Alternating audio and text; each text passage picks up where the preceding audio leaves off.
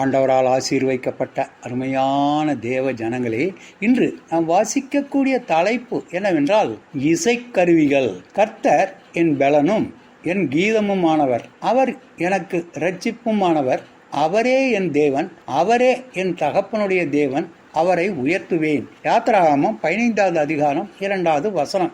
இசை என்பது ஒரு விதமான சத்தமாகும். இசையை பாடலின் மூலம், இசை கருவிகள் மூலம் இசைக்கலாம். இசையை எல்லா நிகழ்ச்சிகளிலும் வாசிக்கலாம். எல்லா நிகழ்ச்சிகளிலும் ஒரே மாதிரியான இசையை யாரும் வாசிப்பது இல்லை. ஒவ்வொரு நாட்டிலும் ஒவ்வொரு நிகழ்ச்சிகளிலும் வேறு வேறு விதமான இசைகளை இசைப்பார்கள். இசைக்கும் பொழுது நிறைய பேர் ராகங்களால் கவரப்படுவர். இசைக்கு மயங்காதவர்கள் இந்த உலகில் யாருமே இல்லை. அதிலும் தமிழ்நாட்டினருக்கு இசையில் அதிக ஆர்வம் உண்டு.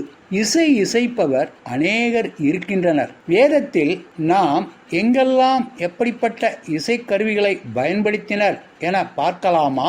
எக்கால தொனி, வீணை, சுரமண்டலம், தம்புரு, யாழ், தீங்குழலோடு அவரை துதியுங்கள். முதலில் பலி அனுப்பு விழாவிற்கு பயன்படுத்தினர். ஆதியாகமம் 31வது அதிகாரம் 27வது வசனம். யாக்கோபு லாபானிடம் சொல்லாமல் வீட்டை விட்டு வெளிவரும் பொழுது லாபான் யாக்கோபை தேடி வந்து, என்னிடம் நீ சொல்லிவிட்டு வந்திருந்தால் சங்கீதம், மேலதாளம், கிண்ணறம், முழக்கத்துடன் உன்னை அனுப்பியிருப்பேனே என்று கூறினார். 2. பொழுதுபோக்கு. எல்லா பொழுதுபோக்கிலும் இசைத்து பாடல் பாடுவது வழக்கமாகும். ஏசாயா 5வது அதிகாரம் 12வது வசனம். மதுபானம் அருந்தி விருந்து கொண்டாடும் பொழுது சுரமண்டலம், தம்புரு, மேளம், நாதசுரம் வைத்து இசைத்து பாடினர். 3. அடக்க ஆராதனை. யாராவது மரித்து விட்டால் விக்கிரக ஆராதனைக்காரர்கள் பிணத்திற்கு முன் ஆடி பாடி விசிலடித்து இசைத்து மணி அடித்து ஒலி எழுப்பிக் கொண்டே செல்வார்கள். மத்தேயு 9வது அதிகாரம் 18வது வசனத்திலிருந்து 43வது வசனம் வரை.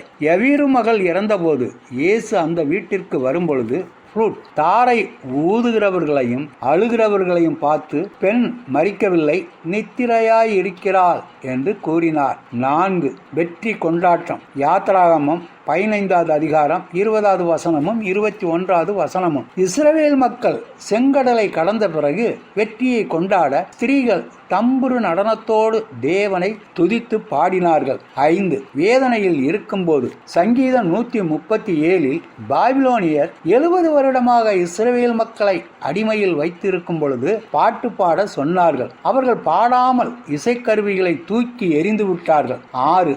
மனக்குழப்பத்தில்.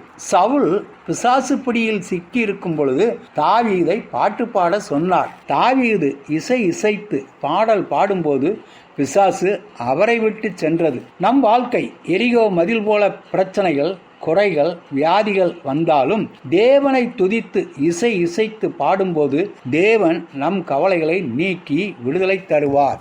ஆண்டவர் தாமே நம் அனைவரையும் ஆசீர்வைப்பாராக. ஆமேன்.